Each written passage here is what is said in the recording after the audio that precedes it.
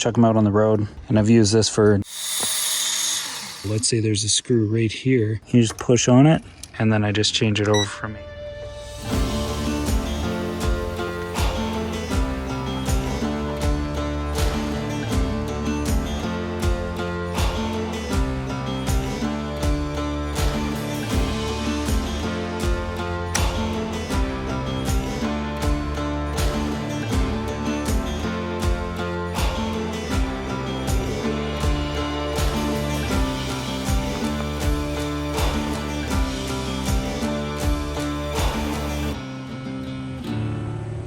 Hi, and welcome to today's episode where I'm going to share everything I can about the tools that I carry with me full-time in van life.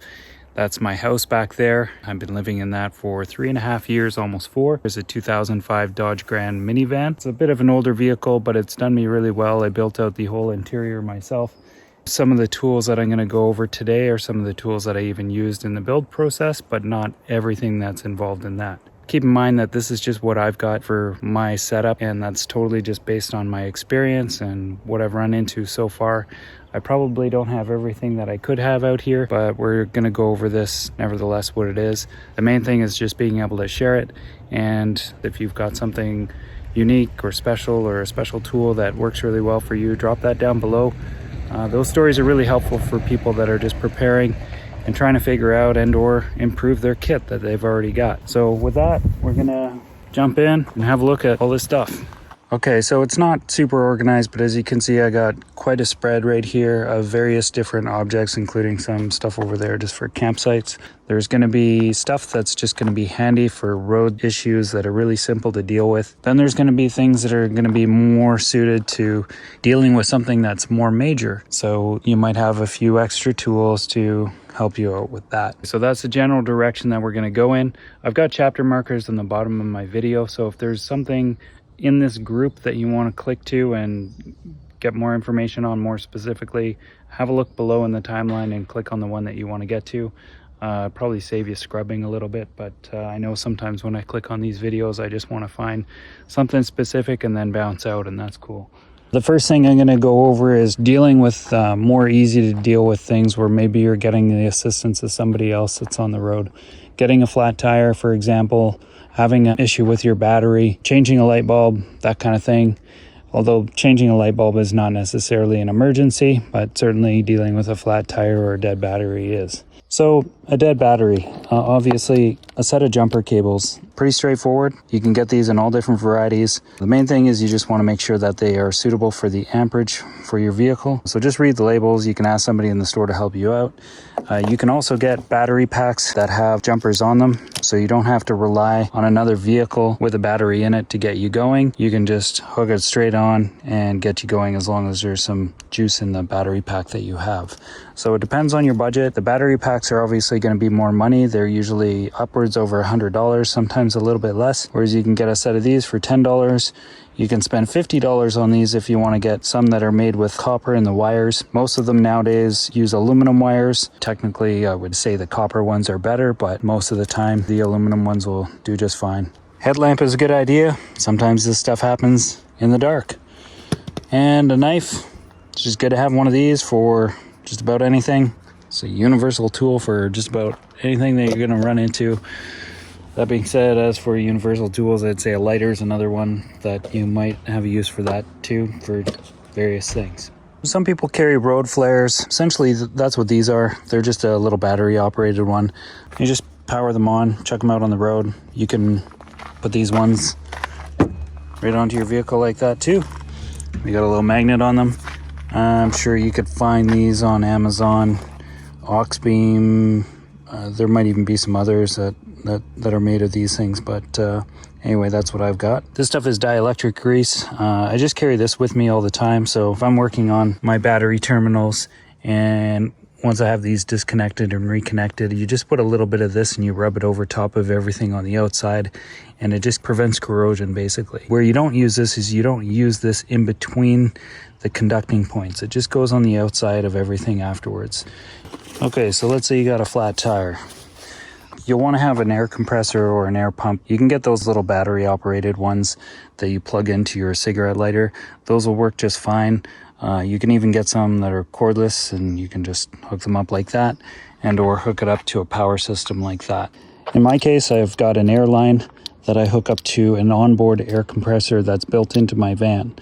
This is a little bit fancier than what most people have, but seeing as how I live in this full time, this became really handy for situations where I'm gonna like do something called airing down your all-terrain tires. When you get onto rough gravelly surfaces or working on a logging road, you want a bit more traction or that sort of thing. That being said, these are all different. I like the one here with the coil on it. It doesn't take up too much room in the inside of my van. It stretches out from where I plug it in to all 4 of my tires. And yeah, essentially all I do is take this connection and hook it up to this connection and then turn it on.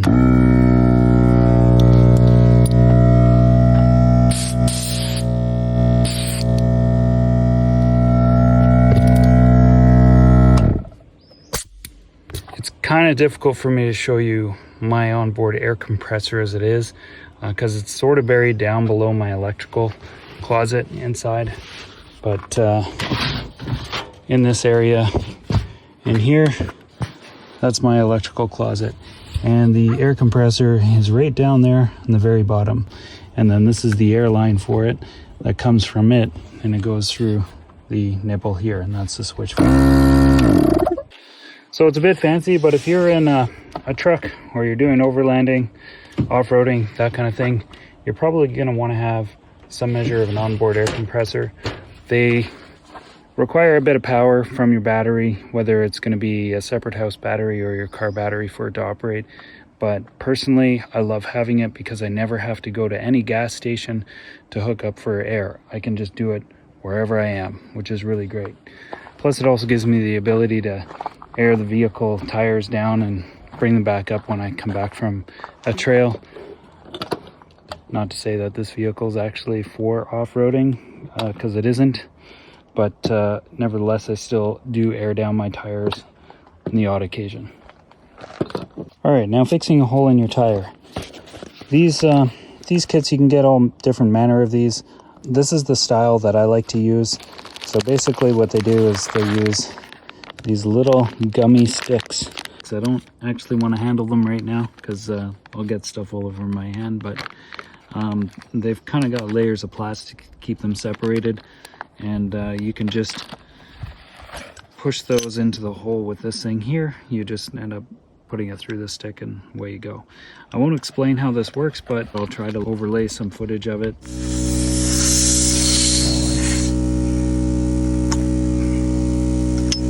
Yeah, that was actually, that turned out really well. First time using this kind of kit, and I really like it.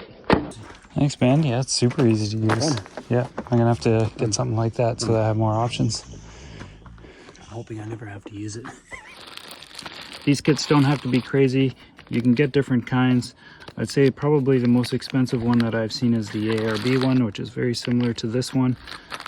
This one is, you know, just something that I picked up off Amazon. I don't have a link for it, but if you want to know, there it is. You can look it up on Amazon. B-Tool. I'm not sure if it's still made, but they're all pretty similar. There are different versions of tire repair kits out there. You can play around with different ones. Personally, I just like that one. I find it's really easy to work with. It's reliable, and I feel confident going out into any sort of backcountry area. If I get a flat tire because of a puncture, it's like, okay, it's a bit of a pain in the butt, but at least I got the tools and the onboard air compressor to deal with it. Checking for leaks. Got this thing here called leak detector. So this is just, it's kind of fancy stuff, but literally soap and water will do the same thing as this. This maybe works a little bit better than the soap and water solution.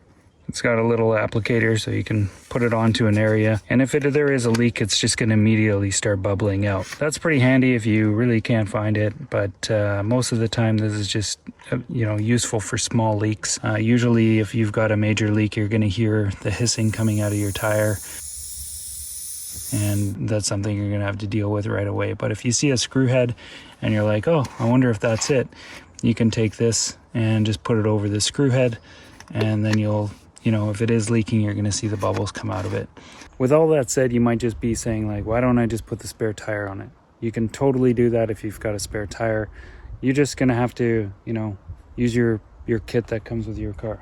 In my case, I don't have a factory floor jack anymore, so I use a bottle jack now, which is not ideal. It's actually a fairly solid, reliable jack, but it's I do miss, to be honest, I do miss the factory jack that I used to have for my van, which I ended up using for something else and I broke, but you know, that's a long story that I don't need to share. A second of that would be having a small socket set. Now, you don't need to have one with all the bits and pieces in it. A lot of these things are made with metric and imperial, and if you want to get more specific, you can find out what vehicle you have, and you can carry either a metric set or an imperial set, and or you can go around and research exactly what size sockets that you want and just carry those so you don't have a big box. Having a bigger box is nice though sometimes in case you're working on somebody else's vehicle. Sometimes it's not always about you. You're out there with a buddy and they have some problems and you might be able to help them out with your toolkit. A wrench set is also a good idea. This is one that, this is just in a little pouch that I made once upon a time.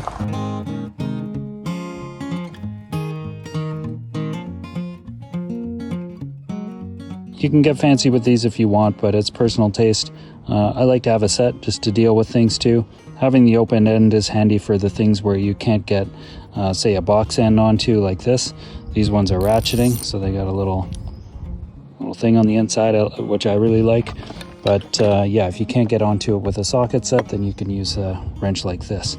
These are really cool, actually. These are little hand ratchets, by the way. So really small. If you need to get into a tight place, you can put a socket on there and just go click, click, click, click, click, and tighten something up like that. You get the idea. There's a couple of these weird looking sockets in here for grabbing onto nuts or bolts that are worn out. They're kind of goofy. They've worked for me a number of times. I forget where I got them, but something like that. This year is actually to raise and lower my spare tire in my van, which is up underneath behind my engine. I won't break this out. It's just a factory toolkit for that. There was also something to take the lug nuts off, but I preferred to have a breaker bar instead. So this one's got a 1/2 inch drive, and I can really put a lot of muscle onto getting my lug nuts off.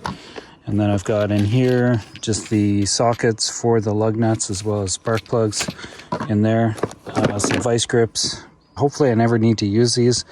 I actually hate vice grips, but they do a job that no other tool will really do. And then of course, if you don't have any of this other stuff, you could do everything with vice grips, but you're going to ruin everything at the same time. This tool has nothing to do with tire repairs and stuff. That's for digging dandelion roots out of the ground, which I do sometimes. Let's see, this is a pry bar. So it just helps to, you know, pry something while you're tightening or loosening something. I've got a big torque wrench. It allows me to get my lug nuts put back onto the correct torque. You can get a smaller one of these too for things that you would do inside of the engine bay. For me, I just carry the big one because doing lug nuts is pretty common, but doing the other stuff, it's usually when I take the van into a shop and I'll just kind of like hand tighten things down to roughly what they should be. This thing here is a really useful tool, but it's just a piece of material that I'll put down on the ground when I want to climb underneath. It's not much, but it's a little bit of something just to kind of keep my clothes and stuff off of the ground. I've actually got a bigger one of these. So this one's quite a bit bigger, and I've used this for doing roadside repairs as well. So you just roll it out just like the other one, and away you go. Some other things that are pretty handy to have is just a pair of work gloves. You can get some small package of disposable gloves. I've got these ones. Having a clear set of safety glasses is also pretty good to have for just about any situation. These are pretty handy sometimes when you get into stuff that's a little bit more technical and you need a little bit more information on. That's where this comes in handy.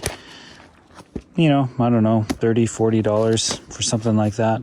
Okay, among all that stuff that is kind of handy to have, this stuff is an emergency repair tape.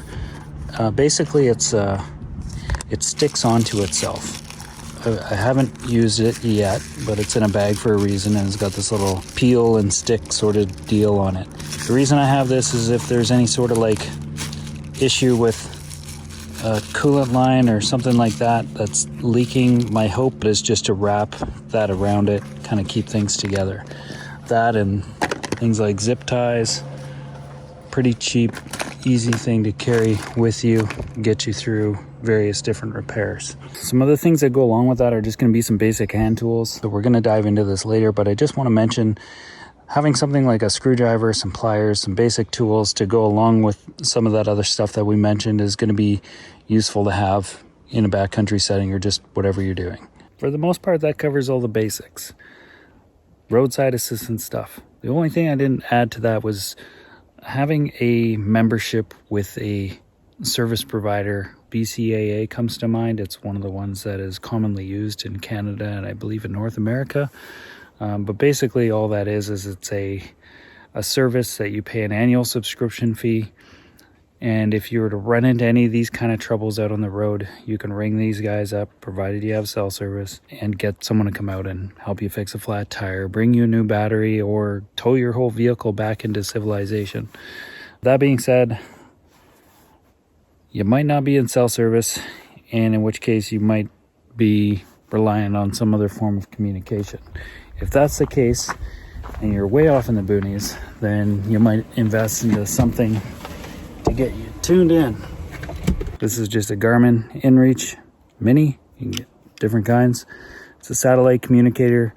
With this particular thing, you can send out basically what's equivalent to a text message over satellite to someone else. You won't be able to call BCAA on it, but you could probably get the message across to someone that you know, and they could pass on the information, get your coordinates and all that sort of stuff.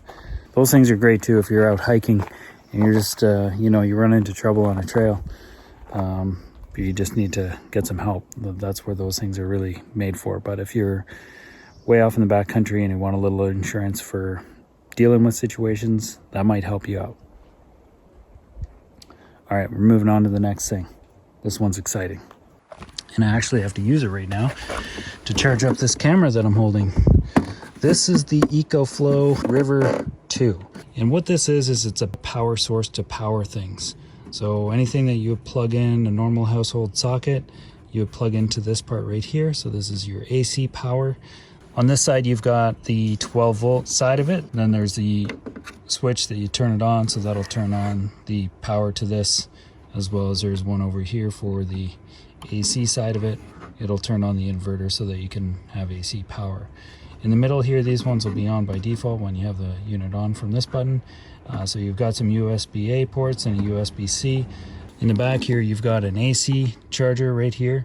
You just plug this guy into there, and this guy plugs into the wall. This will actually charge this unit up in an hour time from 0% to 100 by plugging it into there. And you don't have one of those funny bricks that are attached to the wire. This is it. You just have this cord, plug it in, and away you go. If you're plugging into your car, your cigarette lighter in the vehicle of your car, you plug this end into that, and then this end right here will connect back into this port right in there, and that'll charge it up that way. This one takes an hour, this one takes 3 hours to charge it up, and if you have solar panels, you can get a solar cable for this, which will plug into the same port. So it has the same connector on it as this, but on the other side it's got MC4 connectors. You can plug that into a solar panel, and you could mount that panel on the roof of your vehicle. Easy to take with you on trips if you're not going to be in a van, or if you're in a small car and you just want something small to power your phone, charge your laptop, little things like that. These things are amazing for that. I've got some knives to sharpen on the inside of my van, like my kitchen knives. So we'll sharpen some of those. And since we're on that, might as well share my knife sharpener. This is a Ken Onion Work Sharp knife sharpener. So it's got a little belt sander on it, and you just plug it in. So we're gonna run it off of this. I don't generally use this thing on the inside of my van. I've always done it on the outside, powering it off of something like that. And we're gonna run it on this one.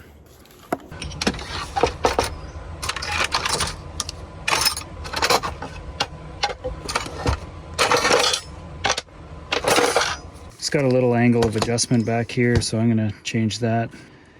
We'll go 20 for my cooking knives. And the way this works is you just turn it on and you just drag your knife through it. It's a pretty cool little unit. And here we go.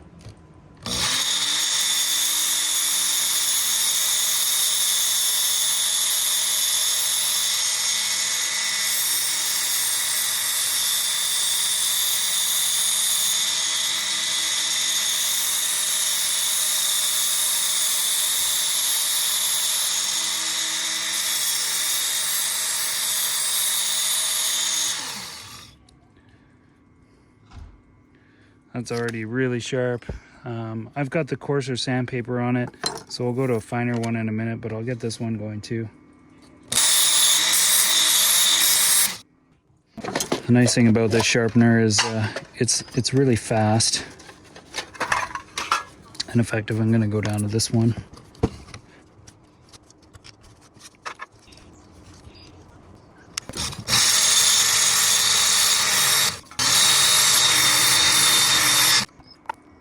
Oh yeah, that's super sharp.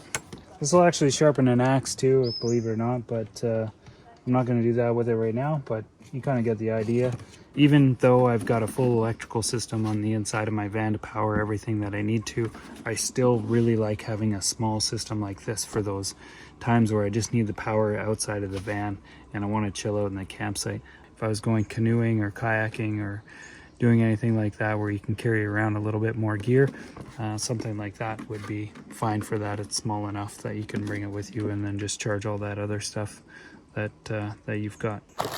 I should mention, having some spare batteries on hand for things like your headlamp and flashlights and stuff, if you need those things, is also a good idea just to have those.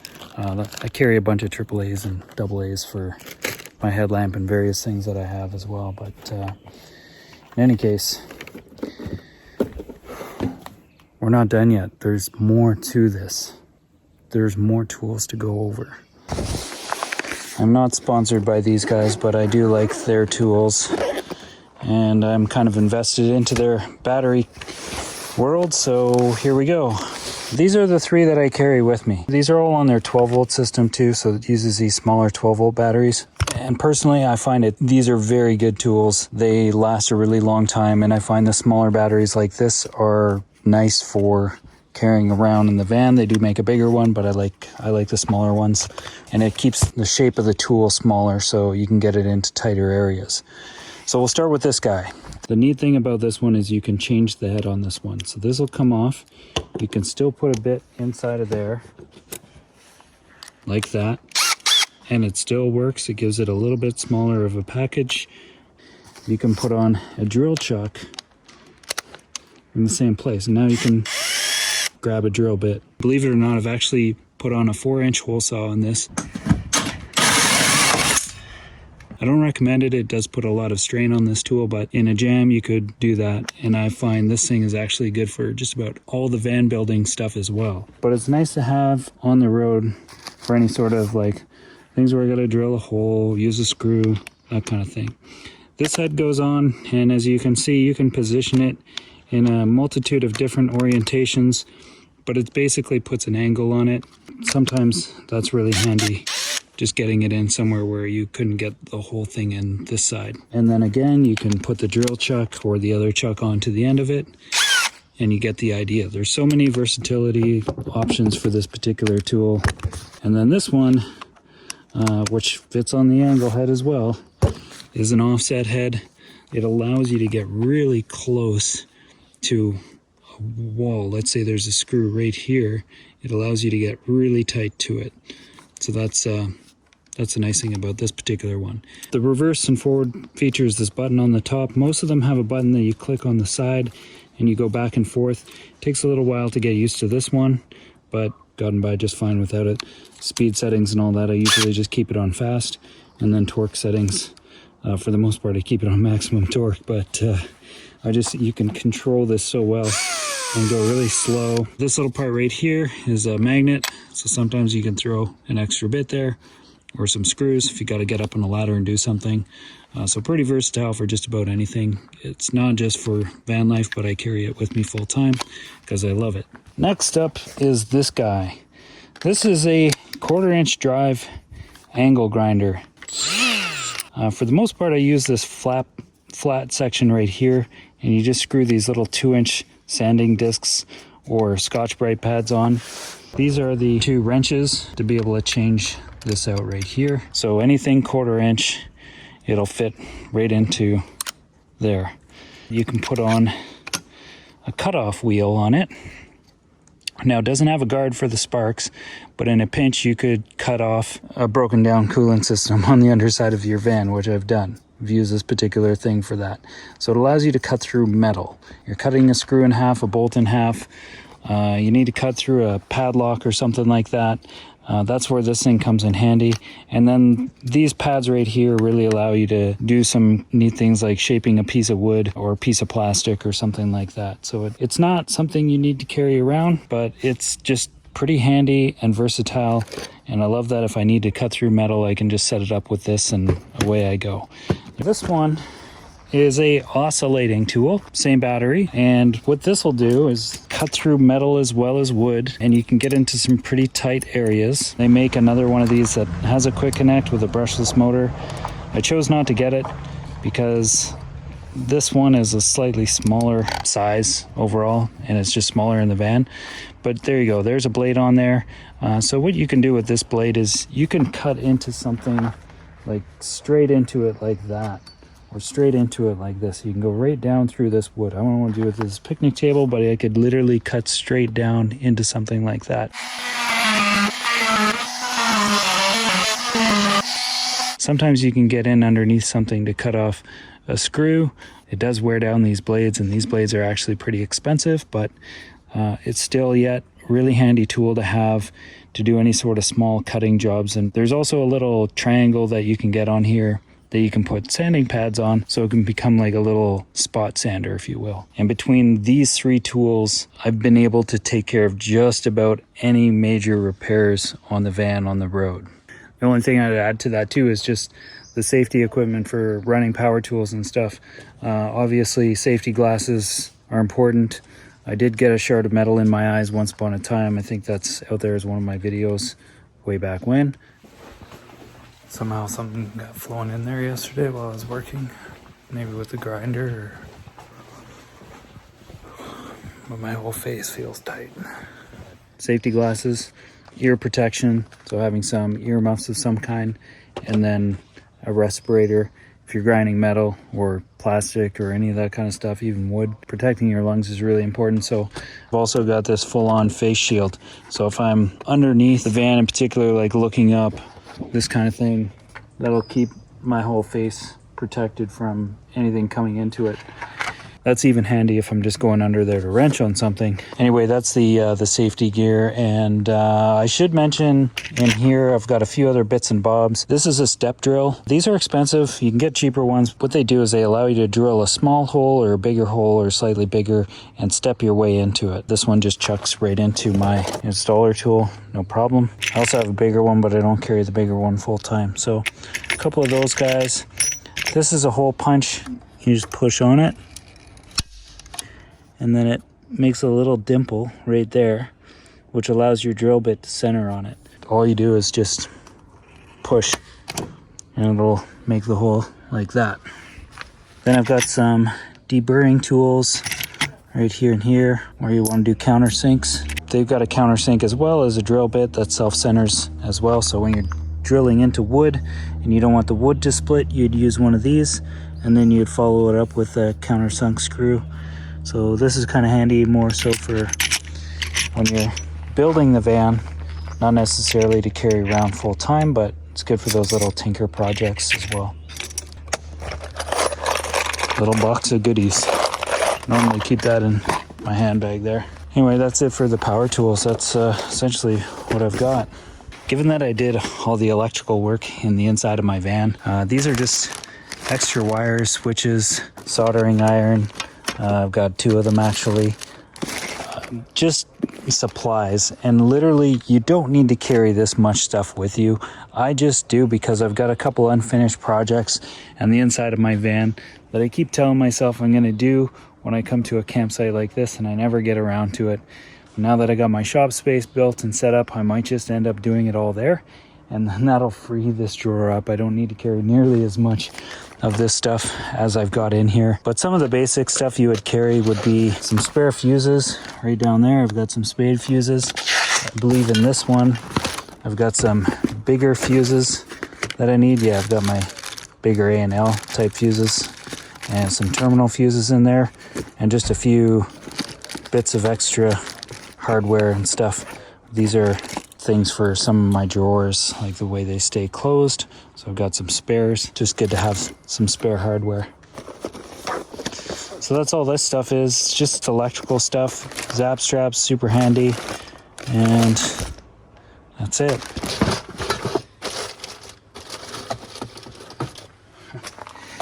Those are forceps, a real long pair. They're good for fishing something out of a hard to reach place, and or, you know, I don't know, various things, but I've had a use for them, so I keep those in the van too. They're just kind of an awkward tool, so they just stay in there. Hand tools, side cutters, pliers. These particular ones are made by Kinepex, so they're actually pretty expensive. There's some wire strippers right there, and then this back part here is a cutter. These are actually made for electricians that are doing household electrical installations. I find they're pretty useful for van life and that kind of thing. Side cutters are side cutters. Wire strippers, I've had these since I was, I think, 12 or 13 years old. I bought these at a place called Radio Shack a long time ago, and then I used to put a little fish on my tool, so I love fish, so that was a way of me identifying them. But yeah, this is just good for stripping wire. A very infrequent tool. This is there's a part to go with this, so I'll show you this in a minute. We'll just put these aside. X-Acto knife, X-Acto blades, pretty self-explanatory. I've got a pencil, some files. I like the files. These are very handy for shaping small things, cleaning up a battery terminal, that sort of thing. I've got a mirror. It's good for getting underneath something to see what's behind it. These things are like $2 to $3. And this one, it's similar to that too. It's just got a little magnetic pickup for picking up screws or stuff that you drop. This yellow thing here, I'm missing the tip on it, so I used to have like a little thing to keep this thing centered. This is fiber optics right here, like a whole bunch of little tiny strands of fiber optics. It's just like a little brush that'll work like sandpaper. So it's good for cleaning little electronic surfaces. I think I got that in an HVAC supply place in Vancouver a long time ago. And then this guy, this is great for measuring things you want to know the thickness of, and or measuring things that you want to know the interior side of. And then this is the depth gauge right here, so that'll be the depth of it right there. And so you just come up here and you're measuring from 0 over, and that's the top is 3/4 of an inch, and the bottom is saying it's just 19 mils. So metric, imperial, it's got both. Electronic ones are great, but these are just perfect. They're plastic. I think this was $5, and I've got 2 or 3 of these things, and they've lasted me forever. I still have yet to replace one. I've given those things away more than I can count. Voltmeter, clamp meter. So this one's from Klein Tools. Basically, it just allows me to go and measure voltages. Quite often, all I use is this most of the time, and then I just change it over from AC to DC if I'm doing DC voltage, and you put red on positive, black on negative, away you go. Or if in your AC, similar kind of deal. And then there's a clamp on the top, which allows you to measure the current going through the wires, as well as just a nice thing to just kind of hook onto something, so that thing's stationary and you can get busy with these things and measure what you're measuring. Screwdrivers, I've got a bunch. This is not a screwdriver. This is for prying off grommets and plastic clips that are inside vehicles on panels, just plastic panels and clips. Pretty good tool for whenever you got to pull a panel down from a vehicle. So that's that. This is just a standard flat slotted screwdriver. I always like having one of these things just like that for various things, prying, scraping, turning a screw, all that kind of thing. So that's that one. These screwdrivers I got from a Canadian hardware store in Victoria. There's several kinds here because there's different purposes for them. This one here is the one I use the most, the blue and the yellow one. You just have your Phillips, your standard Robertson flathead, all that stuff in there. This one's hex, so it's just you're kind of like your Allen key, metric and imperial. I don't use this one that often, but I've got it. And then this one here is for security stuff, so kind of your and Torx. So I've got Torx there, but then I've got these really weird ones that I've never seen before. There's a couple of those Phillips or those hex ones there too. Anyway, so those are those, but predominantly this one does me just fine, and it's probably suitable for anyone just to have a regular screwdriver. I like this one too because if you put this in the palm of your hand right here and you turn this, you can almost get a ratcheting effect. You just turn that and it, sorry guys, I'm messing up your table. You just do that. On this side, I've got a regular pry bar. Can't tell you how many times I use this for prying things up out of places or scraping things off. This little part right here is for pulling screws. It can kind of lift them up a little bit while you're using a screwdriver to take them out, so that's good for that. Scissors, these are Milwaukee's. They've lasted me for many years, and yeah, super robust, so can't recommend those enough. These are just kind of a plier slash wrench, so it's adjustable. It'll grab onto hex-shaped bolts and nuts just fine. This one's my adjustable wrench, so it's similar to a crescent wrench. It's made by Kinepex, so there's the brand name. It's a smaller one, but you can grab onto a pretty wide nut with this one, or bolt. Obviously you don't have a lot of torque on the hand for the great big ones, but if it's a small thing, it's fine. I almost wish the handle on this one was a little bit longer. I could buy the bigger one, but the small one here seems to get me out of most places. And this works like a crescent wrench. It's different. It actually cams down on it really well. And I find when I use this, it works better than a crescent wrench. It doesn't let go of that bolt or that nut. But these are pretty expensive compared to your standard crescent wrench. These are just little cutters. They're like a little side cutter for really fine wires and stuff. Smaller, stubbier screwdrivers. Every now and then they're good. This one's for really small screws and stuff. A lighter, tape measures. We've got 2 of them in there. Electrical tape, and there's a couple other things down on the bottom here. There's a solder sucker. This is if you got a big blob of solder. If you're soldering something, you can load it and then just kind of put it over. I use this so infrequently, but it's like if you got a big blob of solder, you can hold this up to it and then you press the button and it'll suck the solder up inside of this thing and take it away from your workpiece. I've had this for as long as I've had that wire stripper back here. I think this was a Radio Shack purchase as well, many years ago.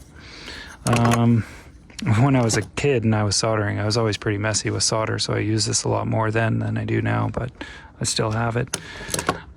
This isn't really specific to van life. This is just to plug into a wall outlet and let you know that it's wired correctly or incorrectly based on this lighting information there. Other than that, there's just a few extra bits and bobs down there. They're mostly just spare things for the drill driver and stuff like that. I will show you this though, plastic tubing. Let's say you're drilling through something and you don't want the drill to go through it and you want a drill stop. I'll give you an example. We'll just cut off about that much. Let's say that's the distance that we want. So you put that over the drill and now it's only going to drill to where the tubing is. So that's a little tip, save you from drilling through the roof of your van, which I actually did. That sucks. I put 4 screws through it when I was building this thing out a long time ago, but it's all fixed now, and that's a story for another time. Let's just say at the time I was working on my van, I was drinking a few beers and I don't drink anymore, but I was drinking a few beers at the time and I didn't have the best of judgment. But anyway, that's a little tip for doing a drill stop. That's that. Okay, this little bag of goodies here. Allen keys. The dental pick. This is actually good for if you got a screw. Let's say the screw is full of paint, like where the bit goes in. You use a dental pick to pick out all the paint and junk and dirt out of that so that you can properly put your screwdriver or driver bit into that without stripping it. So dental picks are great for that kind of thing. You can get those in a lot of tools like shops and stuff. This is a deburring tool, so it's got a little cutter on the end. If I were cutting a circle into sheet metal and I wanted to take the burr off the edge, this would go around it and it would take a little curly cue off of it and it would take the sharpness off of that hole that was cut in there. So that's what this thing is. Miniature screwdriver. I've got this little angle screwdriver in there. That's what this thing is. These are pretty cheap. You can get them for like 10 bucks, but let's say you got like a little Phillips, you put that in there like that, and now that is the width of your screwdriver, and it's ratcheting. So you can get these, you know, Amazon. You can get all this stuff on Amazon, you guys, or, you know, different stores, Canadian Tire, Home Depot, depending on where you live. More Allen keys. Those ones are metric. I've got some other ones that are hex shape. These tools right here are easy out tools. So these I carry if I strip a bolt or a screw. So for example, if I actually strip this out and I can't get a screwdriver bit or to fit in that shape in that square hole, in this case Robertson, it's all stripped out, I could drill a deeper hole into it, just a regular drill bit, drill straight into that, and then take this thing and put it into the hole, and then as you unscrew it, this thing grips into it, and then it'll pull that screw right of it out of its place. That's what those are. You can do it on great big bolts and all that kind of thing too.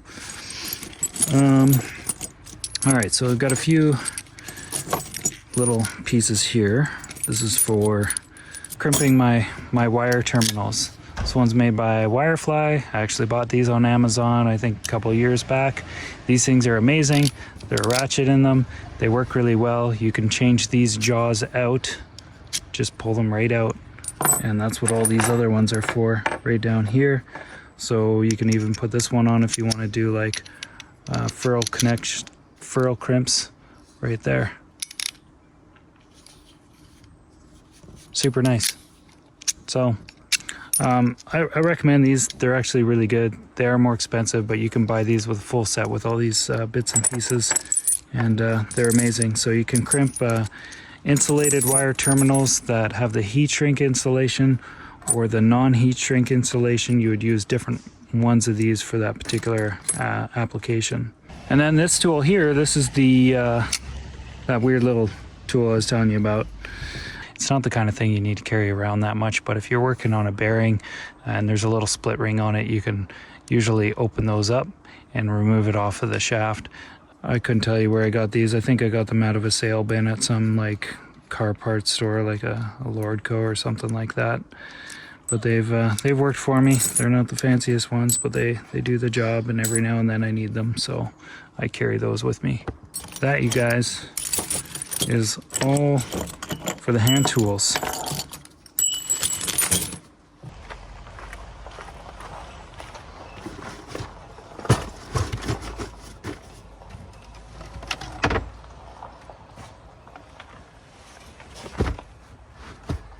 We're almost done. We're almost done. I feel like I'm losing my voice in this particular one, but we're almost done. There's so much talking. Tools for the campsite. That's it. This is where it's going to stop. This is where what I'm going to cover as the last bit of tools for this video. So here we go. Tools for the campsite. I've got a rake. I've got some pruners. I've got a little pruning saw right here. Stuff's all pretty self-explanatory. It's not much. It's just, that's all it is. I've got two axes. This is just a little hatchet that I use. Typically I use this when I'm running my chainsaw, which I don't have with me.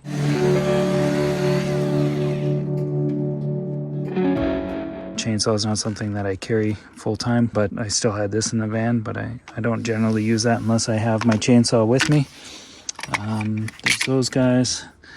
These are nice for cleaning up a campsite. Now I'm in a park, so we can't prune this particular area, but if you're in a backcountry setting and there's this weird shrub that's kind of like a bit of a nuisance, or it's like kind of hanging where you want to put your tent, you can just go in there and do a light little pruning of it, clean up the area, and make it better for yourself and for other people. Obviously with that kind of thing, I'd say don't go overboard. It's not like you want to deforest a campsite or something like that, you know what I mean? But there's that to consider. And that being said, like when it comes to campsites and stuff, that's why I have the rake. This thing is awesome, actually. It's a full-on rake, so check it out.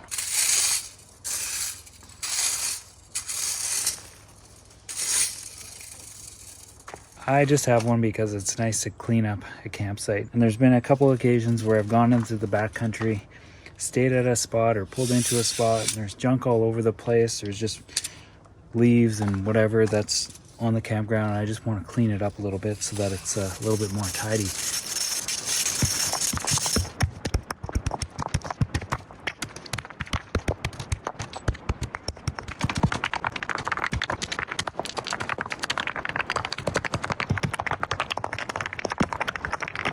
Where am I befriended?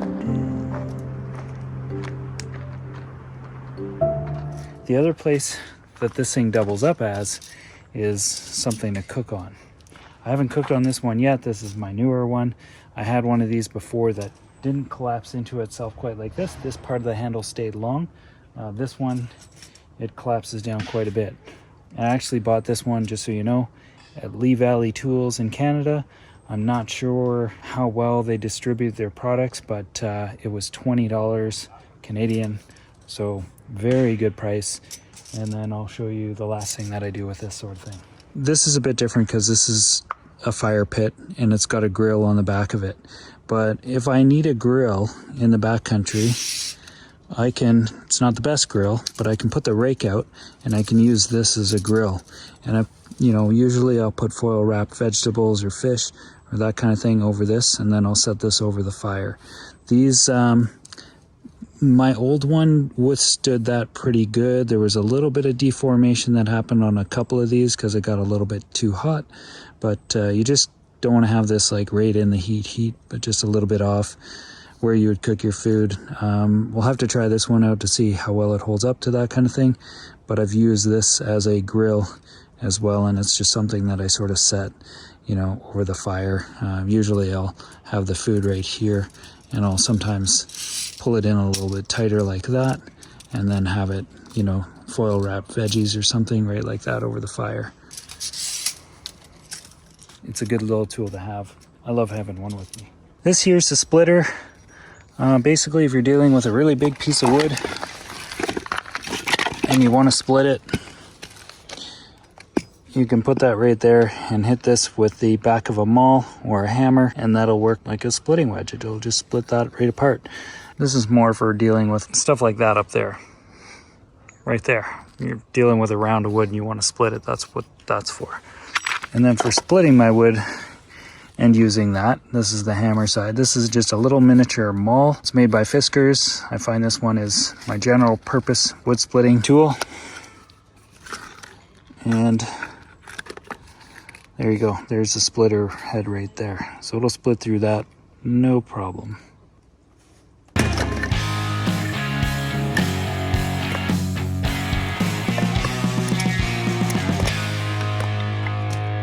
There you go. That's it. Those are the tools that I carry with me in my van life. And it's always changing. Like, I'll take something out of there later. Like, I'll find a better way, or something that'll replace something. And so that's a revolving door. Things come and go.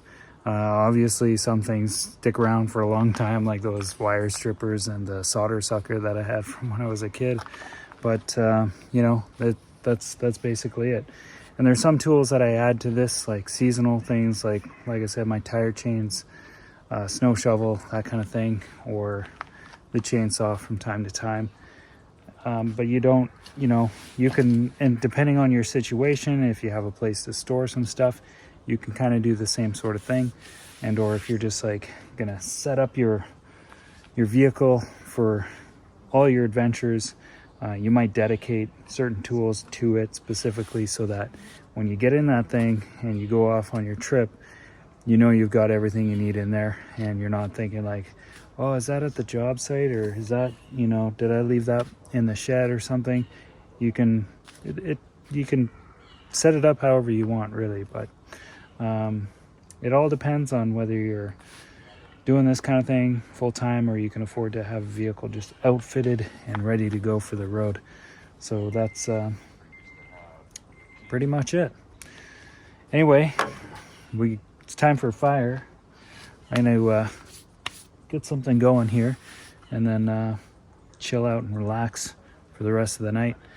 Yeah, it was quite a bit to talk about, all that stuff. So I don't know if you've hung out this far. I really appreciate it. If you guys like this kind of thing and you want to see more of the van life and some of the stuff that I do on this channel, and hit the subscribe button,